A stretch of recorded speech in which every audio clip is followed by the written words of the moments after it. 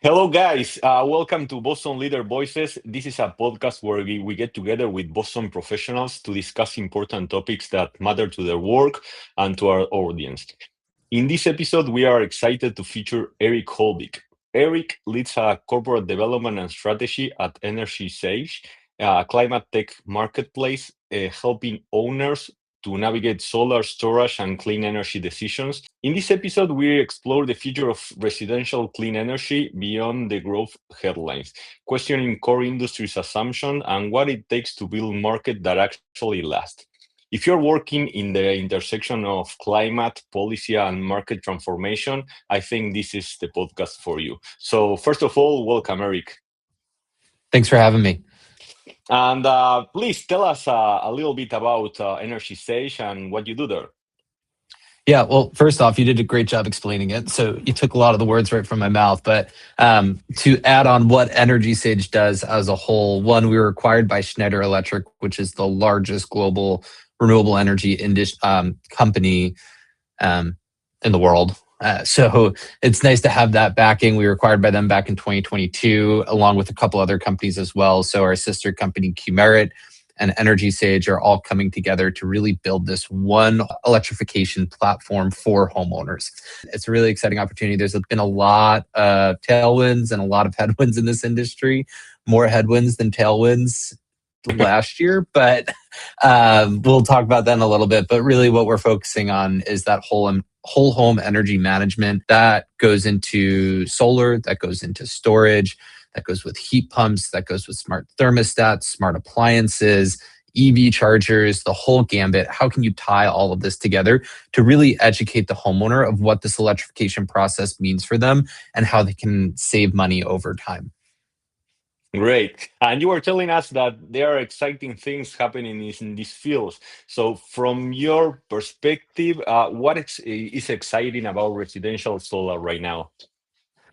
Yeah, I wouldn't say just residential solar. What I would say is if you look at the renewable energy industry in the United States, it's segmented. So you have heat pump contractors, you have solar contractors, you have EV charger and electrical companies. They're all segmented. What's happening now is everyone's diversifying. So now when you talk to a contractor, they might be able to do a heat pump and a solar and a storage installation. Like, it's not just standalone products anymore. Everything's coming together. And a lot of this is because of what happened in 2025 when the big, beautiful bill was signed on July 4th that cut policies, that cut subsidies, that 25D, that federal tax credit to own your system, is no longer there. So for a company that's been relying on solar as their revenue generator for the last 5 years, can't do that anymore. So they need to diversify. And that's just going to help the industry overall. And I'm really excited about it. It's great for the consumer. It's great for these contractors. It's great for these companies. And it's just great for the industry overall. Great. And you were answering this a little bit, and you talk about headwinds and tailwinds. And besides the thing that you were talking about just right now, what do you think is driving growth in the market today? Yeah, I think it's a couple of things. I think it's going to be inflation and rising electricity rates are really becoming the biggest drivers. And what I mean by that is it's making people get creative, right? All of a sudden, these AI data centers are coming in, and you look at a classic supply and demand chart. There is way more demand than there is supply, and when that happens, you need to jack up your prices so people are using and demanding less energy because the grid's just not set up for this. So this isn't a good thing for like the country as a whole when it comes to energy, but it is good for the renewable energy industry, right? Because we have an outdated grid. I'll talk about it a little bit because I'm sure you probably have some questions on it, but like Yeah. we have an outdated grid. You need to produce more energy into the grid and you need to store that energy somewhere. What's a better way to do it than solar storage and everything that goes with that for the residential homeowner that's using and consuming most of the energy? Yeah, actually, I would love to dig a little bit about the things that you were talking, like the grid, and well, we've been following you for a while, and you've been raising some concerns about where industry is headed, and besides the grid, or diving more into the grid, and what are the other concerns that you see they are happening today? The overall solar market for residential is contracting. And you look at Roth Capital and their projections, Ohm Analytics, Wood Mackenzie, and Energy Sage Schneider, we're expecting the market to contract by 30% this year, which is a pretty large contraction. I would say once California changed their net metering policies from NEM 2.0 to their net billing tariff that we also call NEM 3.0, what happened was everything just started to go downhill and we haven't really recovered. I would say last year, the end of last year and the beginning of this year is very much rock bottom for the industry. I don't see how it gets much lower than we are now. And when more contractors go out of business, it's just bad for the industry, like at the end of the day, but it's a nice reset for the industry as well, where what we were used to with our norms is no longer a norm anymore. We need to change, we need to adapt, and we need to better improve our processes so this doesn't continue to happen. But SunPower, Sonova, Titan, all of these folks were announced in 2024 and 2025. We're going to see more of these companies filing for Chapter 11 if they're publicly traded, or just going bankrupt. We saw one company that already covered 9+ states file for bankruptcy a week ago, and we're going to see more of it. And do you think that people are not seeing this? Like, what assumptions do you think everybody is making that they should get more information or more explanation about? Yeah, this might be a little bit of a touchy subject, but I can't help myself. And I would say one, so 25D, that residential tax credit was canceled, was eliminated from the big, beautiful bill being signed. What wasn't eliminated was 48E, which is the commercial tax credit, which leasing for residential homeowners funnels under. So you can still lease your system, receive that 30% tax credit, but you don't own the energy. You don't own the solar panels that are on your roof. That financing company does, because they're the ones that are providing that lease for you for 2025. I think we really need to look into is how often a homeowner actually moves, right? If they're signing up for a 20-25 year lease, but that homeowner then moves 7 years later, does that add value to their home, right? What's the transferability? Does that new homeowner that's moving in want to take over that lease? Like, these are questions that we genuinely need to ask rather than just saying, this is great, you should do it. Let's dive into the details and let's educate people. An assumption that every homeowner wants to sign a 20-25 year lease is just not a great assumption. And I think tied to that is you look at any other general contractor industry, you go to HVAC, plumbing, roofing, no one has those 20 to 30% gross margins on a job. But people have that in solar and they don't want to get rid of it. And honestly, we need to be honest with ourselves and say, okay, do we want to grow this industry, or do we just want to keep doing what we're doing and have that 20 to 30% growth margin, but not actually grow the industry and continue to have solar be a bad name throughout the country, right? And when someone mentions a door knocker, the first thing you think of is someone trying to sell you solar for your roof. We can get out of that. Like that's a bad place to be in. And you can ask any of your friends for the assumption side of things and say, oh, has anyone knocked your door recently? And they said, yeah, solar salesman 5 times today. He keeps coming back. He won't leave me alone. Right? Like Yeah. the margins and the lease, we need to actually think about this and make sure it's right for the homeowner and position it in a way that makes sense. Like prepaid leases are starting to take off. That's great for the industry, right? It's a 6-year lease, transfers to ownership.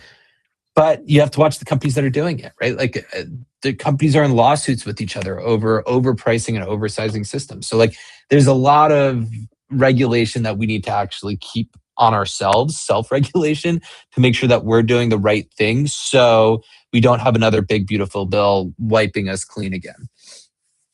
Yeah, that's great. And you were talking about the margins that companies has today, but try to walk us through what would happen if the economics shift from when they are today. Is the industry like prepared for these, I don't know, different scenarios?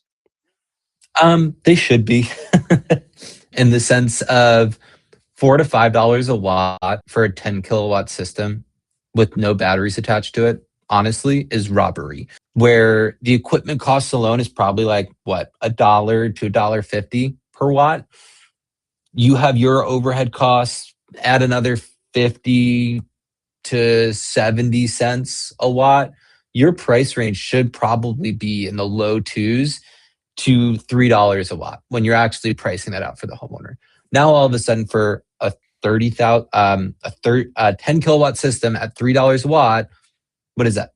$30,000 instead of 40 or $50,000. All of a sudden an AI data center gets put in that person's neighborhood. Their utilities are jumping up by 30, 40% in the next 2 years. That $3 a watt makes way more sense. That installer is still profiting from it, and that homeowner is saving more money by owning it without any subsidies involved in it. So like our pricing needs to go down. It can't stay at that. Look, our salespeople should not be like our door knockers should not be driving Lamborghinis and living in mansions. They just shouldn't. And that's the case. That's what they're doing. And it's because their margins are so high.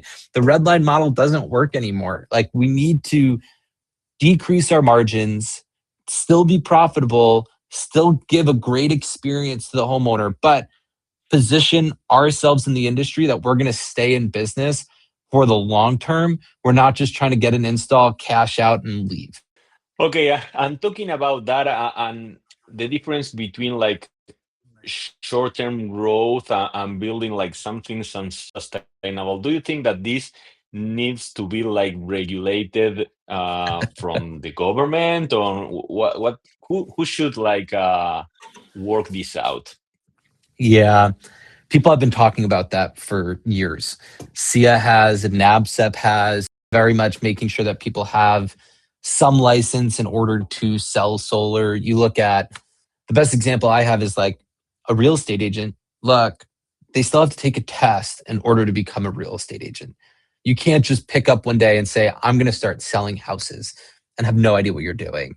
You need to at least take a test.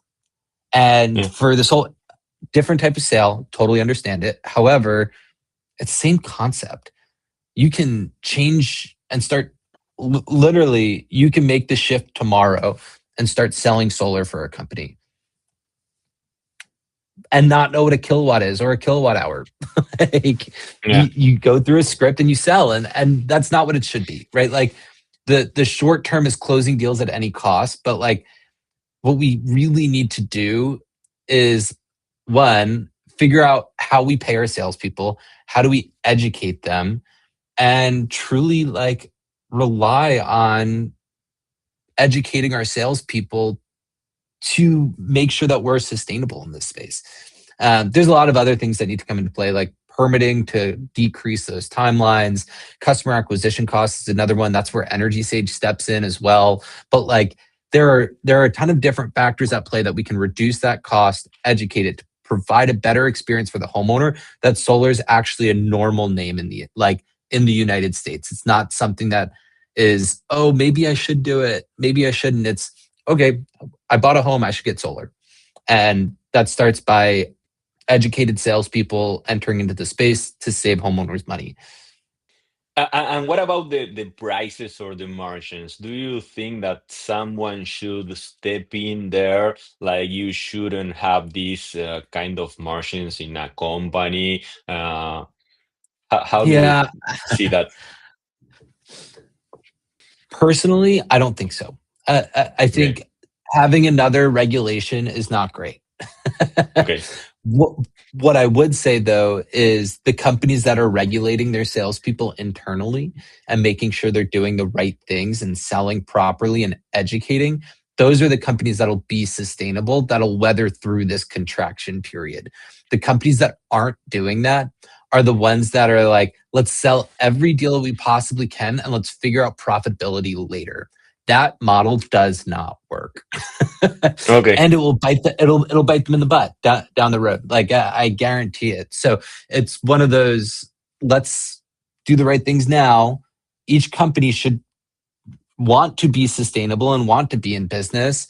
And I think this year's the reset period. This is the reset year where we're going to see those bad actors that are the reasons why we should have regulations leave the space or go out of business, and the good players are going to continue to thrive. But I don't think Yeah. a federal regulation is going to help solve this problem. If anything, it's just going to have people find ways to cut corners. Okay. Yeah. My next question was going like that way. Like, what do you think does a healthy residential solar industry would look like Mhm. in I don't know 2030 or 2040 even? Yeah, I was touching on this a little bit earlier. It's the diversification piece, right? Like we're not just solar installers anymore. We are solar, storage, HVAC, EV charging, roofing, windows, you name it. We can do all of this, but we will help you on the electrification space and lower your overall electric utility costs, right? You're not just trying to find one thing or the other to figure out piecing the puzzle together. It's very much the diversification of these companies. Once we can figure that out, and once that happens and becomes a normal thing in 2030, all of a sudden these businesses will be thriving, especially if the market contracts and continues to. That reset happens, those companies diversify, and then all of a sudden you have not a lot of companies, but quality, qualified contractors that can help you on your electrification journey. And Energy Sage will help them along the way as well. But yeah, I'm really excited about a healthy industry. And what I would also say is like financing comes back to the table. You look Yeah. at financing and dealer fees that came into the space 5 years ago, all of a sudden it went up to a 40% dealer fee with interest. And it's like everyone who entered into the space all of a sudden saw the money, got greedy, took a hold of it. We need to get out of that. Yeah. We need Yeah. to, I'm going to keep saying it, reduce our margins, still be profitable. But that's not just the contractor. That's financing companies. That's manufacturers. That's distributors are pretty much at margins already, right? But like that's what we need to figure out as an industry, and it's not just on the contractors. It's the whole industry. Like interest rates hopefully will continue to go down. Dealer fees will reduce because that's also highway robbery. And if we can figure out all of this and have that reset to start building a better electrification residential experience in the United States, it's great for us. Great. And besides that and the training of salespeople, do you think there's something else that companies should be focusing right now and they are not? Yes, I would say operational efficiency. And Okay. what I mean by that is the lifetime value of the customer. Where we used to just sell, when I say we, again, I haven't been a contractor, but I've worked with probably 1,000 contractors since I've been at Energy Sage. And we focus very much on the first sale, right? It's let me sell solar to you. Now all of a sudden we're trying to go back and say you need storage attached to it, you need this, you need that, but it's very fragmented. What we need to start building is when you sell one system, you're able to sell other systems for that house as well. So setting up that customer for success, saying, look, you don't need storage now. Let's do just a solar install. 5 years from now, we could do a retrofit storage job for you. Once you have your heat pumps installed and your EV charger, we can help you with all of this. And this is what this plan looks like. It comes down to those operational efficiencies, though. Once we diversify and get into other markets, it's how can we create that lifetime value of the customer, really showing them the map of saving on their utility bill while electrifying their home. And what about Eric? What about the grid? Can companies make something about that? Because I could have like solar panels like connected to the grid and use the grid as my battery. Like when I have extra energy, like plug it into the grid, and when I need to get it from the grid. But for that to work, the grid has to be like really good. And do you think that companies can do something about that?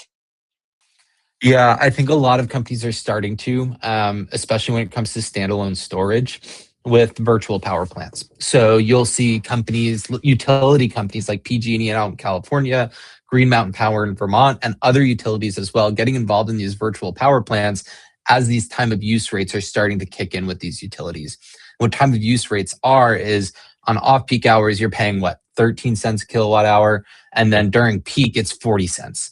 And you need to figure out how to offset that. What better way to do it than putting a battery in that all of a sudden it's discharging back into the grid? You're getting paid by the utility for it, for providing energy during peak hours.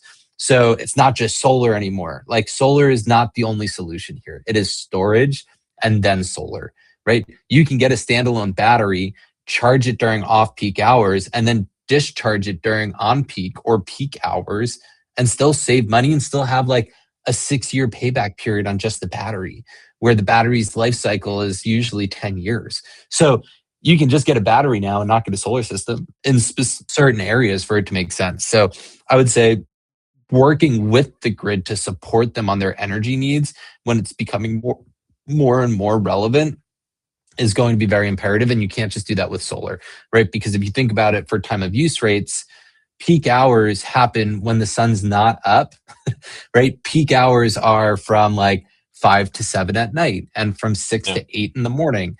Your solar system's working from 10 to 4 for the Yeah. most part. And all of a sudden, it's putting that energy back into the grid, but the grid doesn't need it then. Like that is why that net metering policy was canceled and moved over to the net billing tariff because it promotes storage. Because what storage does is all of a sudden you capture that energy, you store it in your battery, and then you're able to discharge it during peak hours when the grid actually needs it. So rather than working against the grid, now we're all of a sudden working with the grid, which utilities like because they need the support right now. Yeah, and that's where the pricing set incentive works, right? Like if Yeah. you pay less in off peak, you would use it more in off peak. Yep. Yeah, and I think we already covered this one, but what conversation do you think needs to happen in the industry that isn't happening right now? Yeah.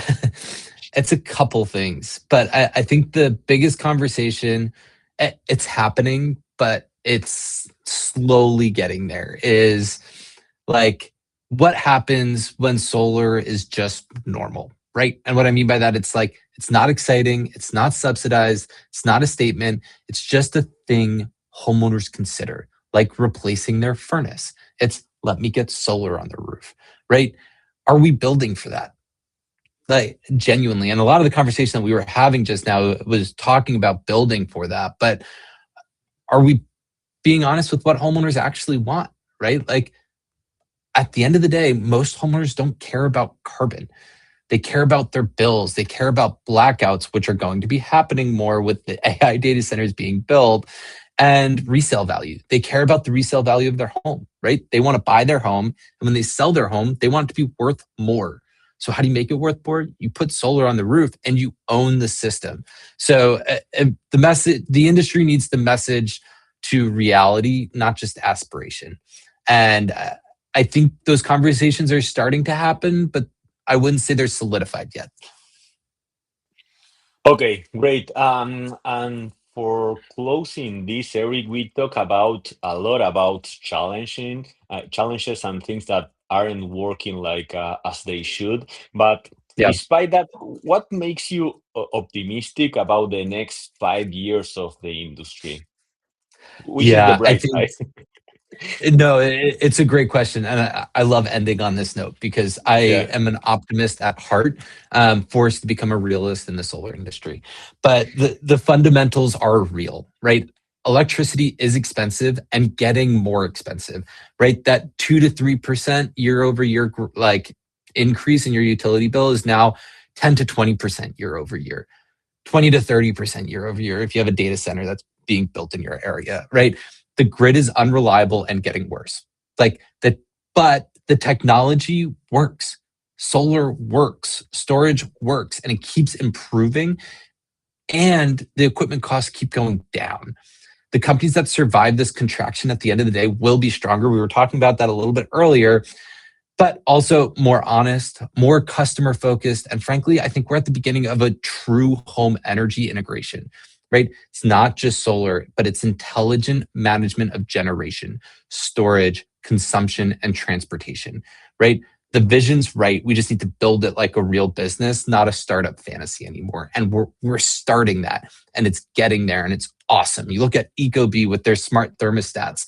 They're joining virtual power plants where the utilities control the energy that's being produced in there. You tie that with a battery and a heat pump, all of a sudden you're saving money because they're using that energy and reducing it during peak hours that and using it during off peak, that it's still setting the same temperature that you need for your home, but it's still saving you money over time because you're not using that power when the grid needs to push that power to someone else. So all of a sudden, this stuff is starting to expand, and it's not just generating energy, it's generating it, capturing it, storing it, consuming it, and transporting it back to the grid when it needs it. And I'm really optimistic that this industry is not going anywhere. It can't go anywhere. Honestly, the grid, the utilities, the country needs renewable energy in order for us to thrive and continue to grow and keep up with the AI race or everything that we're trying to do. So I'm not going anywhere in this industry. I'm excited about it. I'm excited what will happen in the next 5 to 10 years. This year is going to be tough. Yeah. But there's a long-term growth plan and excited to see how it pans out. Well, thank you very much, Eric. I think this was interesting, like for everyone, because the use of energy it keeps growing, and everyone Yep. is needing more and more energy, like each year that passes by. So, thank you very much for everything and for your openness, like to talking about some rough points. And thank you very much again. Yeah, thanks for having me. Really appreciate it. See you guys in the next podcast. Bye bye.